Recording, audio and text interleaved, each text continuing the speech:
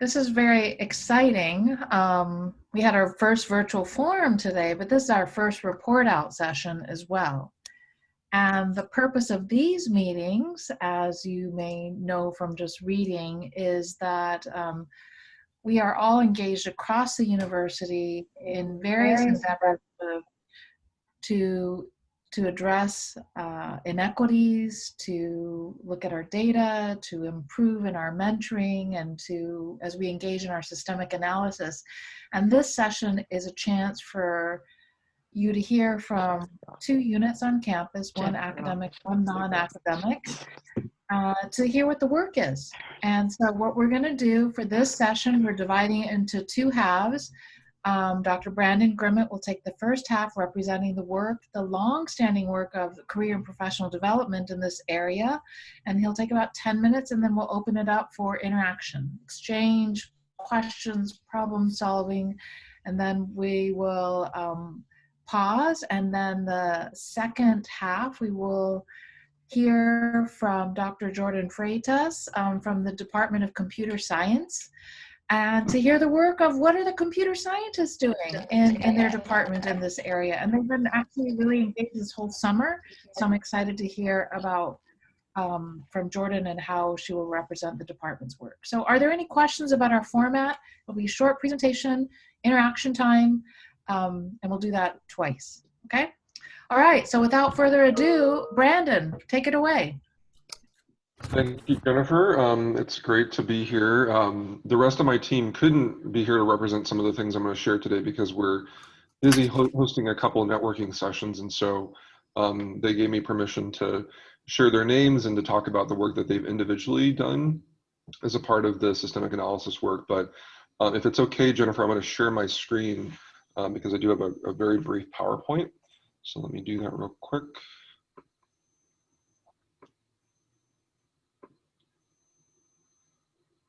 Okay. So can everyone see that? Just give me a head nod if you can. Okay, excellent. So basically, I wanted to start by just making sure you knew who we were. Many of you know the CPD team, but here's who we are and what we look like. And I share this with you because I think amongst maybe many of the teams on campus, we are a pretty diverse team. We're diverse in terms of age. We happen to have a lot of representation on many of the different councils that, that Jennifer's team coordinates through HR. And so we have representation on the Black Faculty Staff Association. We have representation on the Latino Staff Association, as well as AWARE and APIFSA. And I mention that because I think much of the work that I'm going to share with you today has been informed by our ability to communicate within CPD around what we're hearing, what we're seeing, what we're knowing other parts of the university working on.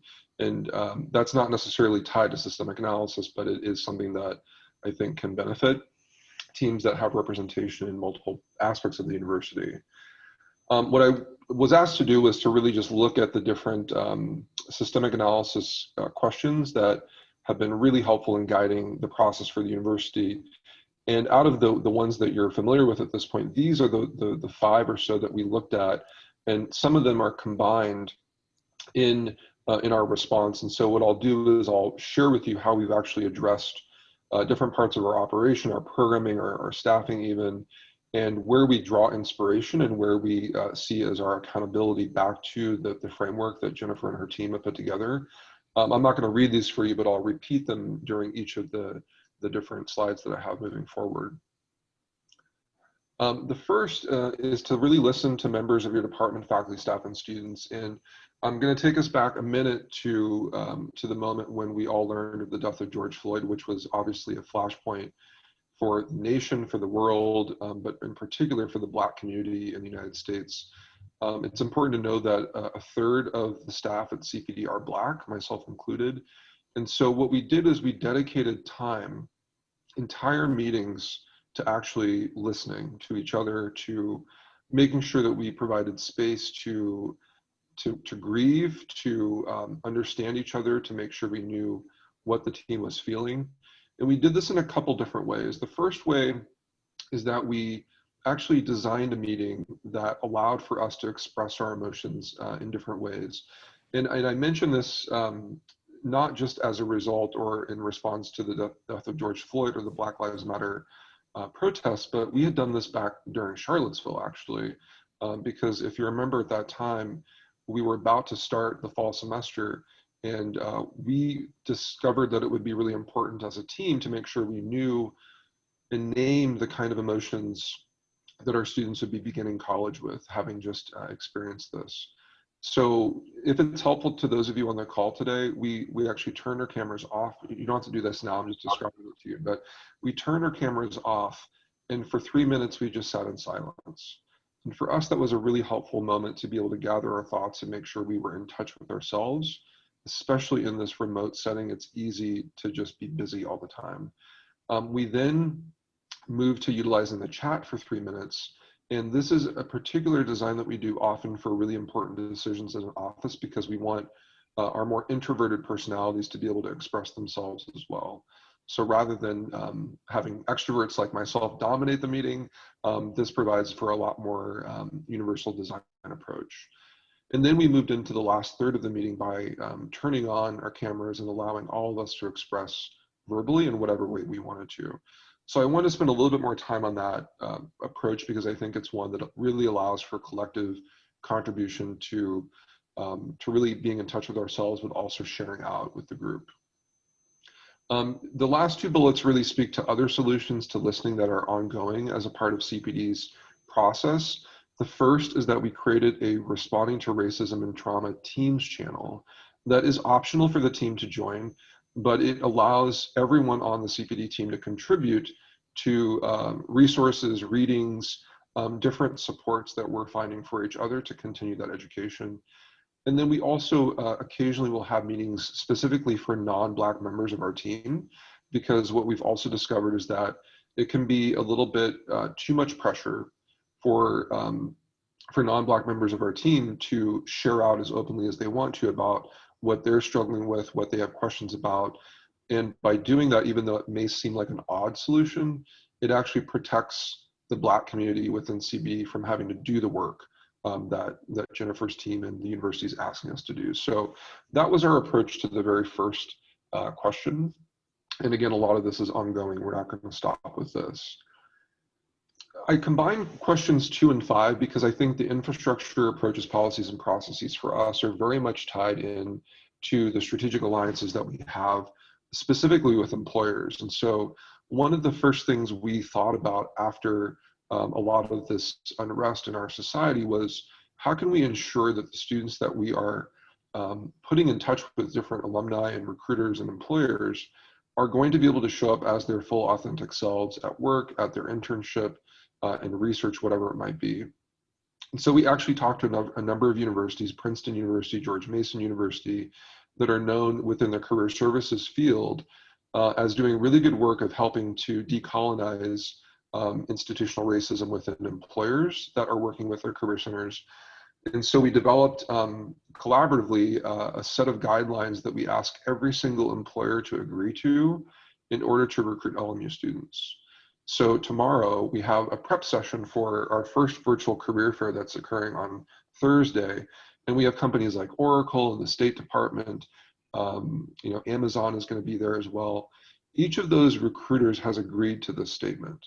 I say that because I think there was some trepidation as to what power a university had to command employers doing a certain thing in order to recruit our students.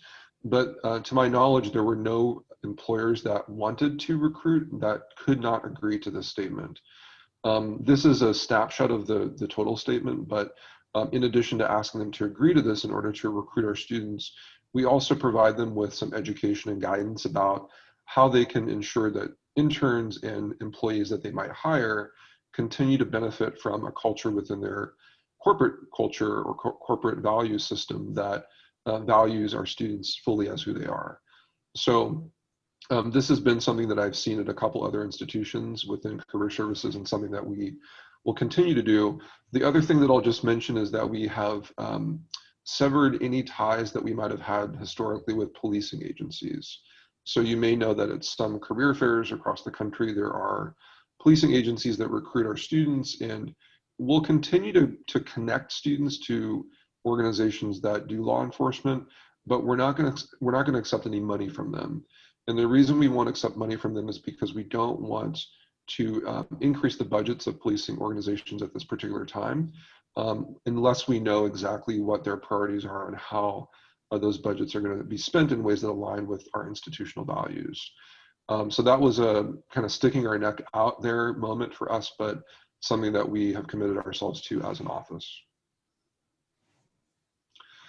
This is a snapshot from our homepage, and you know, I show this to you really just to make sure you know that as a team, we're obviously always valuing not just the kind of theoretical diversity, but the visual representation of diversity as well. And so we use images of students that are actually our students, but we also want to provide some confidence in, if they're interacting with our office, that they're also going to be meeting people that look like them, that come from similar backgrounds and different demographics as well. But we kind of ramped this up even more dramatically in relation to the systemic analysis framework. And so one of the things we've always done for years has been to ensure that we have diversity representation in all of our programming, whether it's alumni, employers, recruiters. But what we also discovered in this moment is that that is not enough, actually, in order to inspire our students to be their full selves and also to understand how change is made. So in addition to valuing kind of compositional diversity or demographic diversity, we are also placing a priority on only including change agents as examples or models for mentoring. So thinking about what evidence do we have for alumni that we're coming back to speak to our students or recruit our students, or employers themselves that are able to dismantle racism, sexism, homophobia, transphobia, xenophobia within their institutions. This is a little bit nebulous because it's hard to know exactly how this works, but just by saying it to ourselves, we remind ourselves of that commitment, and it helps inform the kinds of preparation we do for our panels and also the kinds of questions we ask before we allow someone to participate.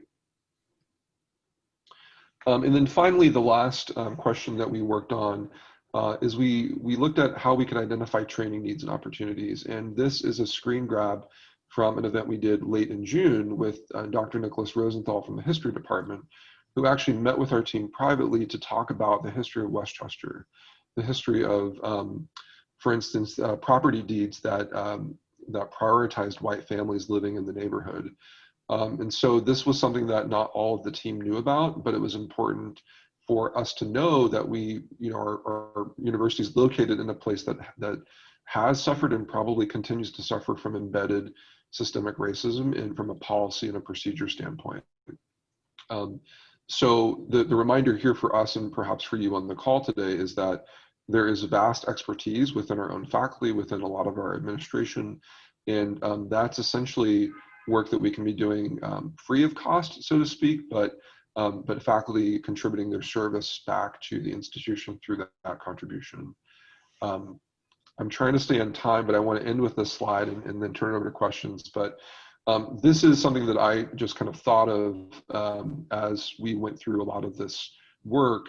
And for me, it's a checklist to make sure that as you encounter some things that might seem non-intuitive or a little different compared to your day-to-day work at the university, retraining our brains to get comfortable with the fact that this work is hard and requires more time, get comfortable with the fact that many of us are not going to receive the credit that that is typically given to us when we do accomplish things, that will eventually become more comfortable with these different difficult conversations, and to think about ways that we continue doing that, continue learning in ways that don't re-traumatize the Black community or any community that is at risk at the moment.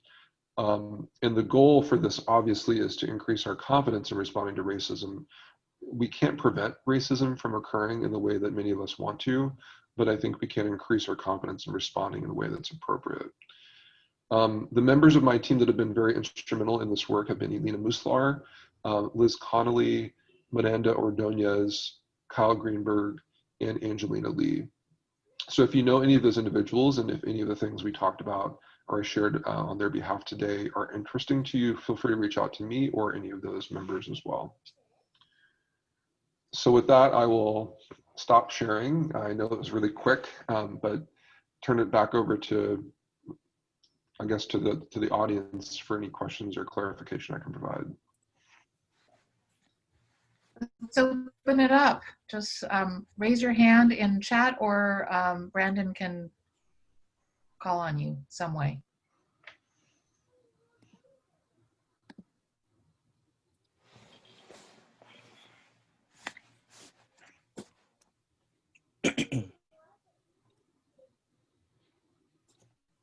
Okay, don't all do this at once. I have a question. No. Go ahead. Hi, Brandon. This is Matt Bizarre. Yes. Have you, I know that, I struggle with trying to find ways of bringing folks that are not part of the choir, if you will. And so have you found or any tactics that you could suggest that, aside from making things mandatory for those that don't want to participate or be involved, have you guys found any ways to be creative in bringing those folks in that maybe won't be proactive in seeking out to do the work?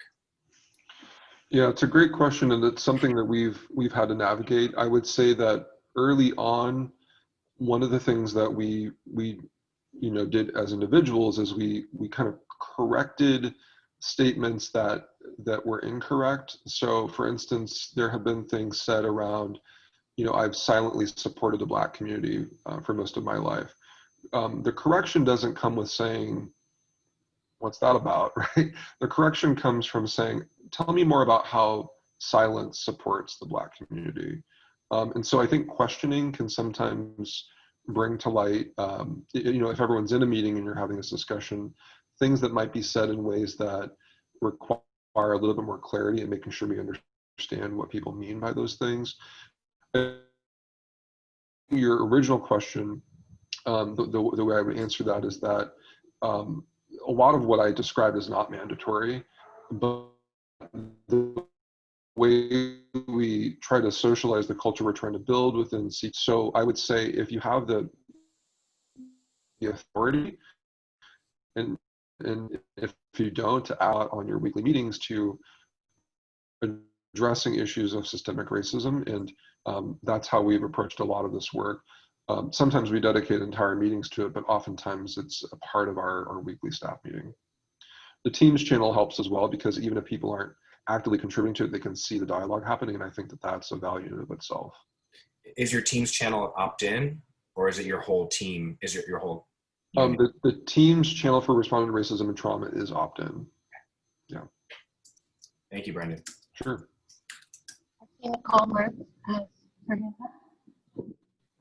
Thank you, Brandon, for the presentation. It was very helpful. And I don't really have a question, but so much more of a comment. But first of all, I'd like to say, much appreciation to your office and your team regarding the employer diversity and inclusiveness agreement that you had all employees agree to, but not only that, but for the recruiters as well.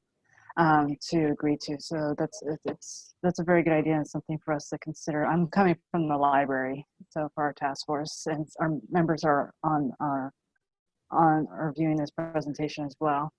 I also like the idea that we met with one of the historians to identify, to learn about the history of Westchester, and we have a we're starting to get into the conversation of land acknowledgement. And so to understand like the history of Westchester, it'd probably be good for us to consider, especially in the context of the library, how we served the community over the years and the population. But that's why and I also want to appreciate the fact they made the point that DEI is hard work, but it does require time. And that's something our group we knew it, but now we're really realizing it full force. And so that time is needed to really just have a discussion of this issue. And do so intently. So thank you very much, Brandon. Thank you, Nicole. And I would say about the time and kind of more work comment, I've heard folks as recently as yesterday in other meetings say, when will this be fixed, or when will this be over? And I think that sometimes I see the heads kind of shaking. To me, it's an obvious question how to answer it, but I think the challenge is that sometimes the solutions we're aiming for are actually a little different, right? So I'm not sure I want the conversation to be over. I would love the pain and the trauma and the suffering to be over and the understanding to be more there. But any discomfort that I feel in having these conversations, to me, I have to do a lot of retraining to not let my mind think that that's a bad thing, right? So getting comfortable with these conversations is in direct relation to allowing for that work to be done, even though it's difficult. Ashley, you unmuted yourself? Yeah, thanks. I just had a question. I'm curious, do you coordinate any educational like workshops or sessions for your staff to participate in, just maybe to facilitate conversation, but maybe having somebody to come in from campus or other departments? We have done that a little bit this summer. The history professor that I mentioned that came in, that was a part of it. We also share resources from our own industry perspectives. And so you may know that our team is organized by industry, and each person that coaches students comes from a different industry background, and we often bring that to the group collectively. And then our own national association is also very proactive, the National Association of Colleges and Employers. I don't have time to tell the full story, but just know that when they came out with their Black Lives Matter statement, it didn't include the word Black. That's a big problem. It's a signal that deeper things are happening. And so they got a pretty direct email from me about that omission. Fast forward after a bunch of Zoom phone calls and meetings with elected officials at the agency, the association, and the permanent leadership, they're now hiring a diversity and inclusion vice president, brand new position. I'm not going to take credit for that position, but I will say that it's a reminder that the decolonization work we have to do is not just within ourselves or within our offices or the institution we work at, but within the industries that are supporting, whether it's IT or library or any other kind of unit that you're a part of. Thank you. Absolutely. There is a question in the chat. Yeah. Have any employers provided you examples of ways they have actively decolonized their workplace in alignment with you? Yes, there have been so many examples, and I think that I'm trying to think of specific ones. There's lots of traditional supports within the employers we work with, employee resource groups, and a lot of affinity associations. Some of the things we're trying to do is make sure that our students, when they join a company like Amazon or Netflix or one of those big firms, know that not only are there alumni that are at that institution that can help mentor you, but there's alumni of color who share the same kind of identity as you, right? It might be LGBTQ or something. So just making sure that students know a little bit more about the world of work as they get into the world of work, so that they can take advantage of a lot of those resources. It's similar, I think, to what Jennifer and HR have done to make sure that any new employee to LMU knows about the Black Faculty and Staff Association, about the LGBTQ Staff and Faculty Association. So that has been a part of what employers are doing. But you don't have to look too far. LinkedIn, a lot of social media, to see a lot of the other work that employers are doing within their institutions. And I don't have any specific model in mind right now to share with you, unfortunately. Any other questions?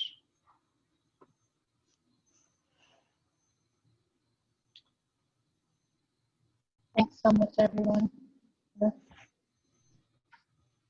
Thank you so much, Brandon. Are you available to units on campus? Because I just wrote in the chat, you are recognized as an expert in this area. Do you do trainings, and are you available to work with different campus units? I'm absolutely available and happy to talk to you about what your goals are, and then we can figure out what kind of training would be appropriate. I've done quite a bit of that. That's good for Ashley. She's looking for people, and I think we're all looking for resources on campus. So that's awesome. Okay, thank you so much. And we are recording, and Brandon, your slides were really helpful as well, so thank you for that. Next, we're going to ask Jordan Freitas to talk to us about the work in computer science. Welcome. Thanks so much. I really enjoyed your presentation, Brandon, and I'm looking forward to also, speaking on behalf of my whole department, a lot of the efforts that I'm going to share actually precede, this is my second year as a faculty, full-time faculty. So it was a collective effort to put together the slides and the things that we wanted to share. Some of these things we've been working on really hard, and we're proud to share them. And in the same breath, we have a lot of room for improvement and a lot of blind spots where we are eager for community feedback. So appreciate the opportunity to be here. I'll also share some slides we put together, again, as a department. Can you all see my first slide? It says computer science. Awesome, thank you. So this is a picture of our pride and joy when we are on campus. It's our KEC lab. We put a lot of thought and effort into making it an inclusive and welcoming environment. This particular picture is from one of our programs that is specifically for incoming students who identify with groups that are underrepresented in computer science, and they spend a few weeks on campus getting to know each other, getting to know especially Rachel and Masao, who's our lab manager, and then working with material from Google about just like putting together computer science projects and a bunch of like soft skills, and just kind of like a jump start. And it's one of our programs that we have put a lot of resources and time into, especially Dr. Toll. So I want to start with the systemic analysis step related to partnerships. This is an interesting one for us as a department because computer science and tech are so known for the stereotypes and underrepresentations and inequity, and these problems in our field are so visible and blatant often that we were aware of a lot of this, you know, on an ongoing basis. But also there's work in this space from companies in our field, from other universities. So the problems are huge. There's also an awareness and work for us to build off of. So I mentioned we partner with Google for this Computer Science Summer Institute program that gives some of our incoming students kind of like a head start, both in terms of the program, learning programming skills, and also building community and confidence and things like that coming into our major. So it's a big one, and we've done it for years now. We also support students attending events in computer science that are meant to celebrate the accomplishments and contributions of women and minorities in the field.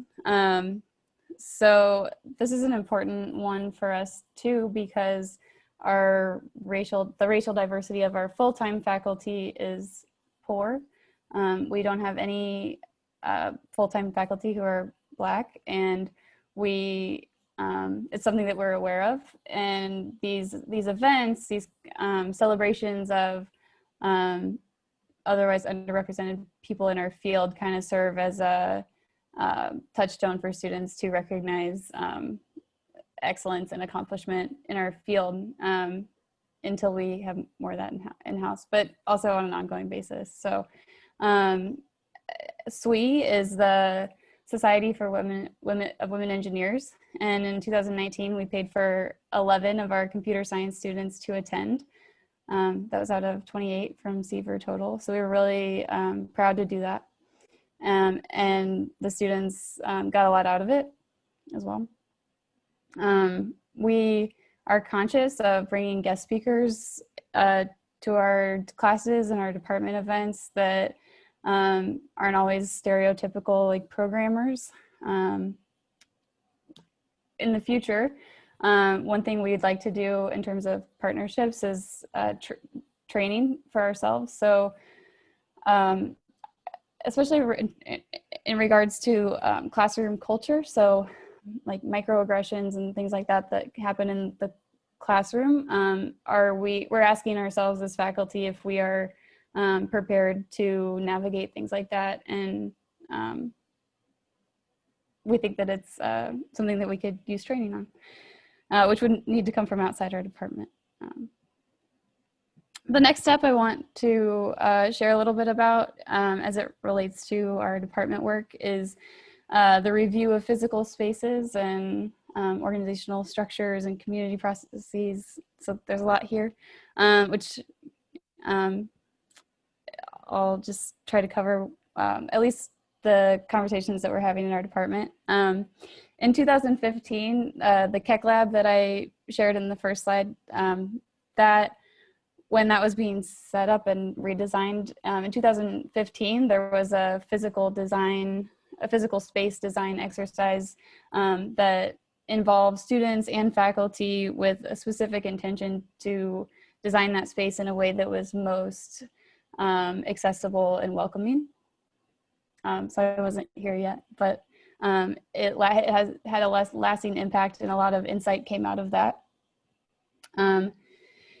In the fall of 2019, kind of a subcommittee within our department on culture and climate was formed. We noticed that some of our incoming students were still feeling intimidated, even though we put a lot of energy and thought into being a welcoming and inclusive department. So we started to kind of have those conversations, like what can we do better? How would we know? Things like that. One thing that we kind of pay attention to, even in our very technical classes, in our introductory material, in our introductory classes, we have syllabus language that kind of lets students know kind of a note on belonging, and along with presentations in the introductory classes on professional practice and imposter syndrome and stereotype threat. Stereotype threat is a big one because, for example, if I were the only woman in my class, then I might be concerned that saying something that's not very smart is going to reflect badly on my gender. And that's an issue that is pervasive in computer science, not just with gender, but also with underrepresented races and things like that. So we make a point to point it out and tell the students it's not about you as an individual, it's a problem with our field. So it's kind of an invitation for us all to be brave and confident. So it's something that we care about doing. In the last summer, our department chair, Ray Toll, sent an email to students with his feelings on the role of our department, kind of building off of the momentum and energy of the Black Lives Matter protests and that this summer. So he reached out to our students with a note. And then we also started, we have a departmental Slack. So for all of our students and faculty to kind of socialize, we have a Slack already, and we added a channel in our Slack for anti-racism resources. That was so that they don't get lost in the general thread, and for other reasons, just to kind of signal that we welcome and want to have these conversations with our students. I think in computer science and maybe other technical fields too, there's an impression from the students that these are separate, and we wanted to say that it's not, basically. In the future, especially in regards to our cultural practices, we want to have a faculty and staff reading group. So we have a lot of resources curated related to belonging and issues in computer science and tech broadly. So going through them together and discussing them as a faculty, I think we will have a separate meeting besides our departmental meetings. It started out as an intention to include this as an agenda item in our meetings, but we're also redesigning our curriculum. And so that kind of like took front and center for a few months. And so now we've kind of recognized that we'll carve out maybe a separate time for a reading group. It would be optional, I think. It's a future thing. We haven't perfectly nailed down what we'll do with that. One thing we also like to do is figure out how to better understand our students' experiences in a way that doesn't put pressure on them or put them on the spot, or to borrow Brendan's language, especially to avoid re-traumatizing our Black community members and wanting to know more about what's going on. So we will listen, but we're thinking about how to do so very carefully. A few other things I just want to share real quick from our department. Dr. Andrew Forney is doing research related to retention metrics. So this table has a lot of data in it. The first column shows retention for students divided up by ethnicities from the first year of a STEM program to the second year. This is national data. The third column shows retention for the students who graduated in 4 years. And the third column is students who obtained a degree within 6 years. And I think the takeaway from this is that there are disparities pretty clearly. So what Andrew Forney's research is looking at is whether retention alone is a helpful metric. Typically, the retention metric looks at students who start as STEM majors and stay as STEM majors, and then they have a good GPA and they graduate on time, or they don't graduate on time, or they have poor grades or something like that. That would be a typical kind of look at retention. But we think students who leave the major and find something, who leave the major because they found something else that they want to do, that's actually a positive outcome. Students who started out as non-STEM majors and transfer into our major is also a positive outcome. So he's kind of teasing out like better ways to look at retention. So I have not done that research justice, but he's available for comment. A few other things that are going on in our department is our Bites and Nibbles mentorship program that's new this year. All of our incoming students who were interested were matched up with upperclassmen who volunteered to mentor. And as part of that, we invited students to say whether they would prefer to be matched with someone in our department who shared a certain identity, whether it was LGBTQ plus or a racial identity or gender, something like that. So that was kind of an opt-in thing that we made part of our mentorship program.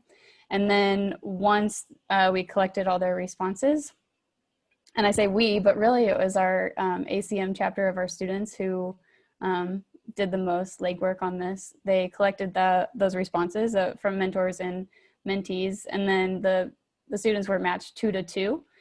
So 2 mentees and 2 mentors in case, scheduling conflicts or anything like that. We didn't want anyone to like fall through the cracks after requesting mentorship. So that was important to us.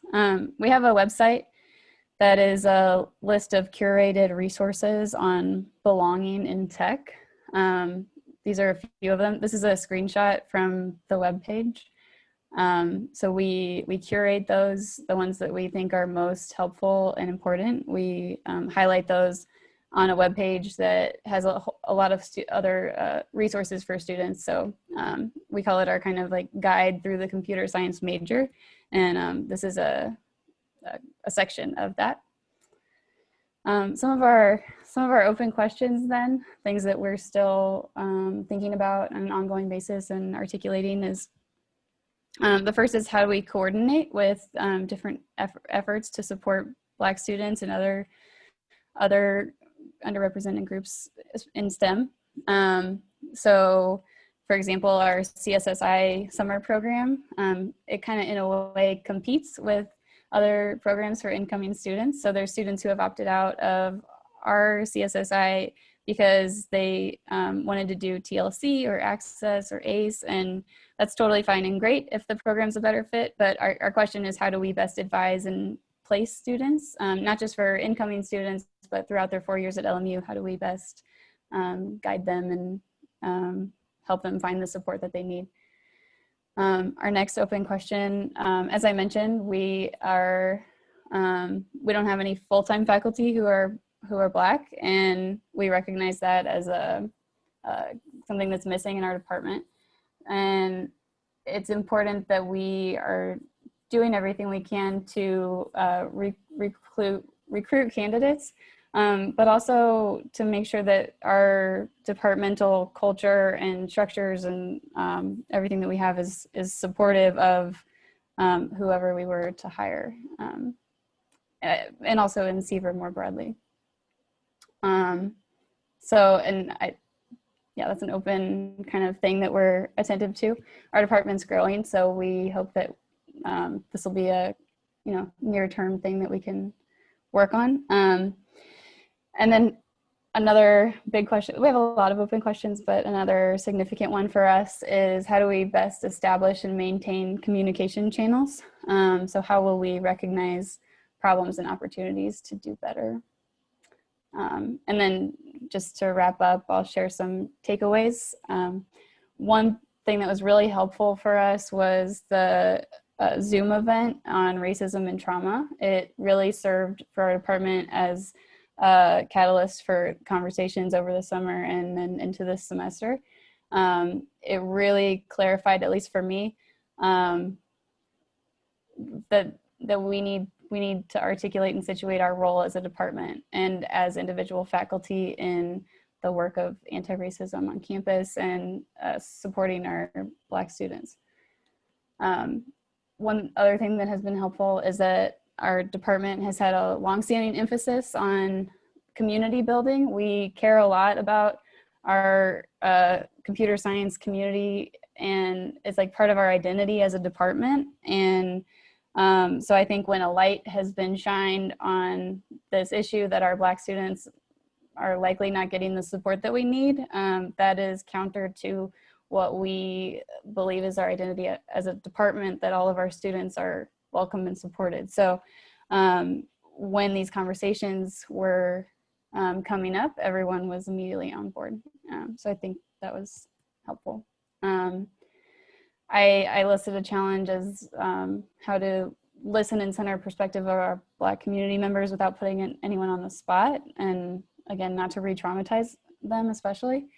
And then we also have about 170 majors, which is not enough to statistically track trends in retention, at least in the department level. So that was another open challenge. And I will conclude with another picture of our, I think these are our sophomores now, on a beach day. So thank you for listening. And I would especially appreciate any feedback. Yeah, thanks.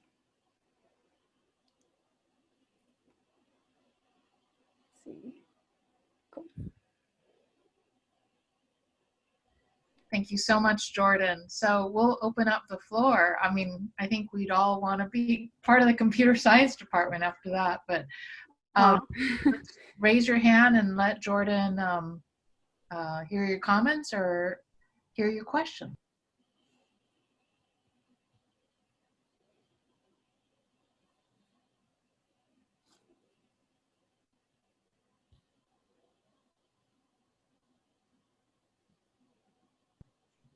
Comments too. So this is, we don't have a lot of time, so please jump in.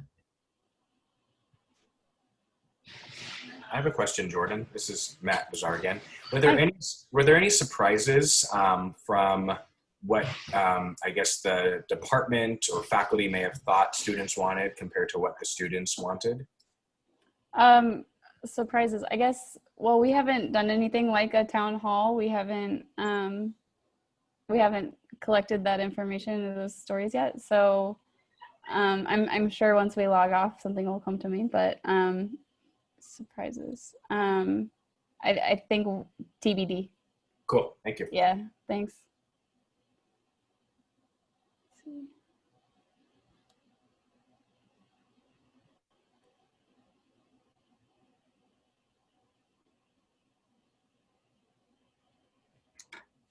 As you engage in this process, what are you observing or learning along the way? Just about your department, or you probably not, you probably have talked to colleagues in other departments, and you know, this is really something to hear what you're doing together. Thanks. So again, I've only been here for a little over a year now. But one of the things I think that we're learning is that even though we had all this attention and effort around inclusion and having a welcoming department, there was very little conversation around racial justice. And I think that was something that we were remiss in not focusing on specifically. What else are we learning? I was actually kind of surprised. So, I mean, coming from outside of LMU, I was actually surprised to find myself in a computer science department that is so open and that is so personable. I think that, so just even as being relatively new to LMU, I think that I've like learned that that's one of our strengths, definitely. Yeah, I think we've gotten a lot of good feedback from students, but I think one of the things that I would really like to know is how we will learn where we need to do better. Because I don't think it's an if, I think it's a where. Yeah. Thanks.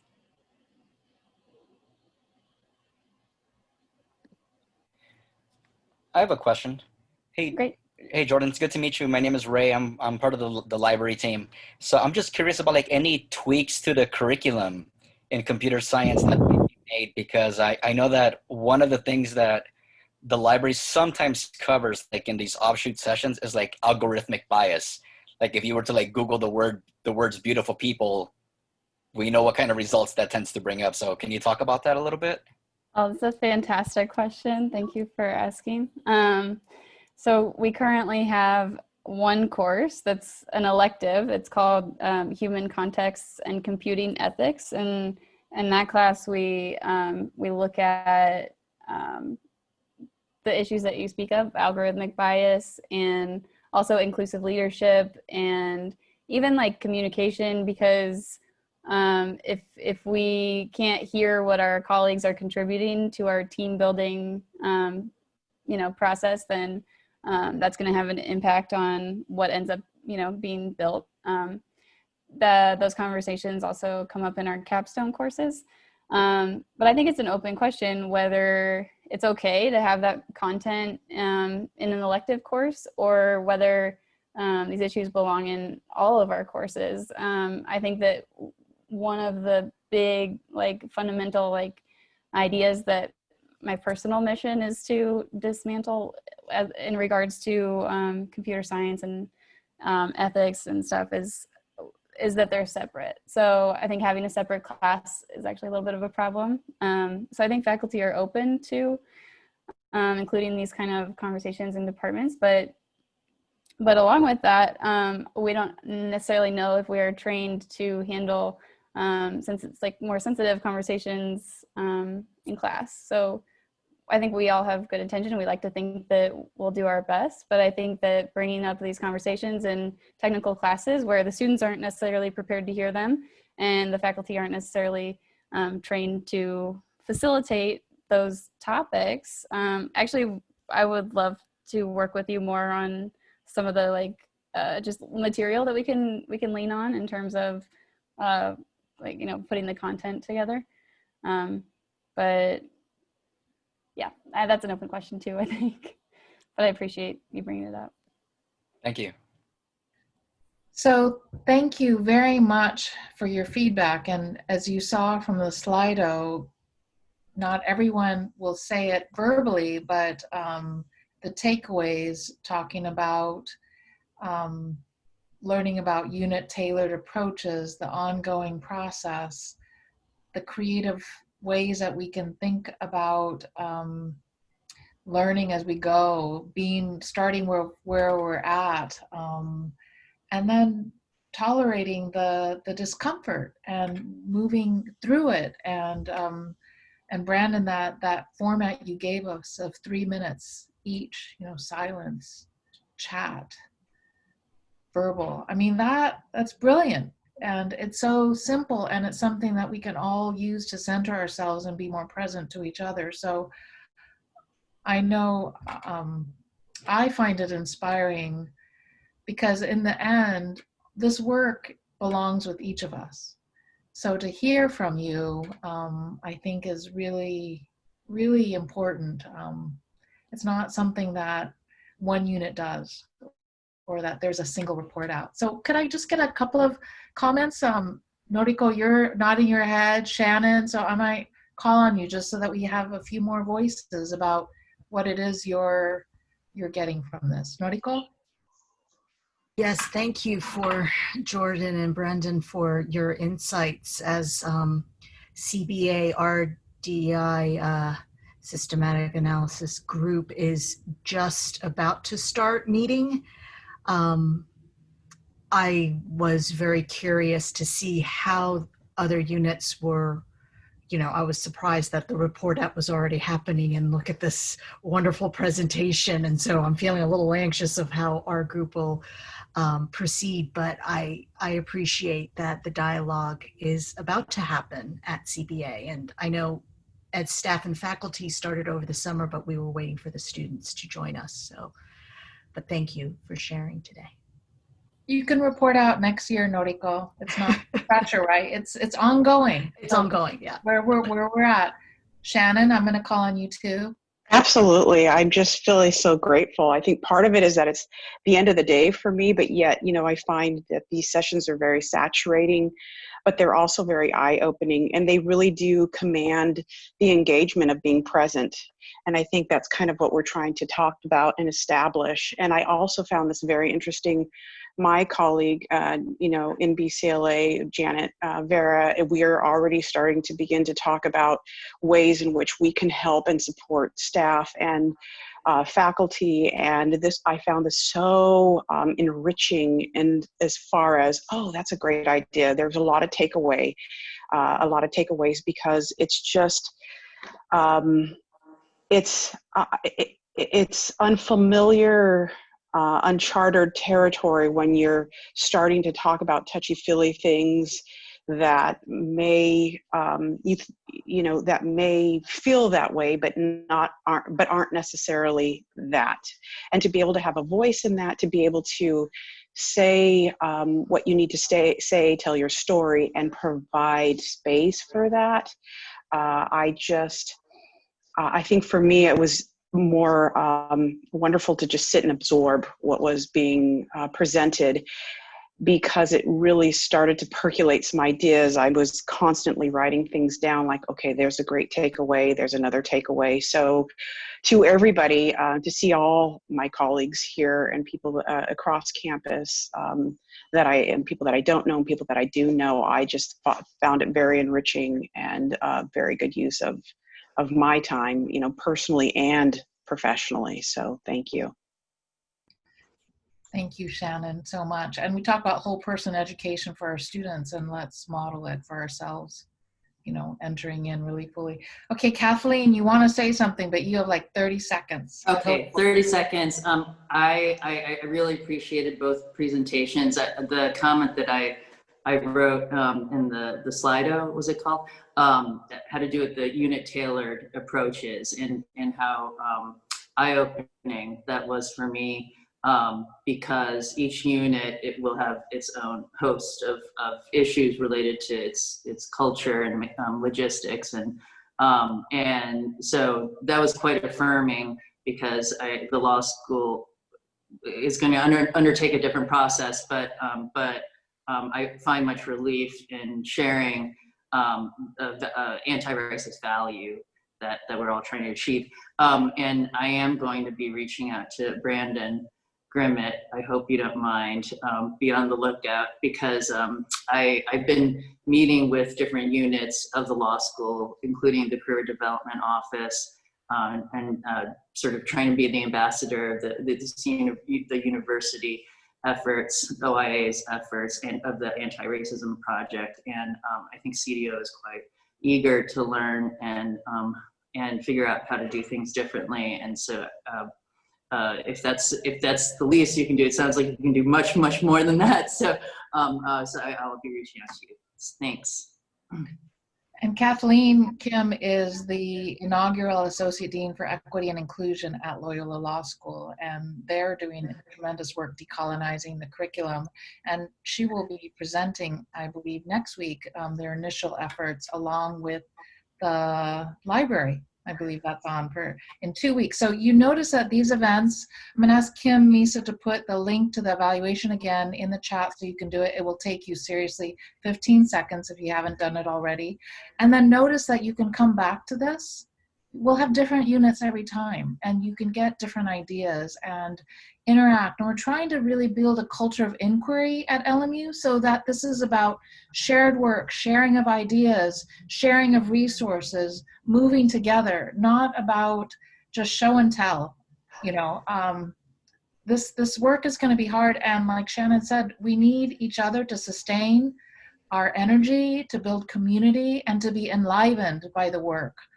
Rather than feeling just the responsibility and the weight of it. So thank you very much for coming and sharing your time with us. Tell other people and come by again. And thank you so much to our presenters. Please send your slides to us so we can figure out how we're gonna make them available. Thank you. Thanks, Jennifer. See you. Thank you. Bye.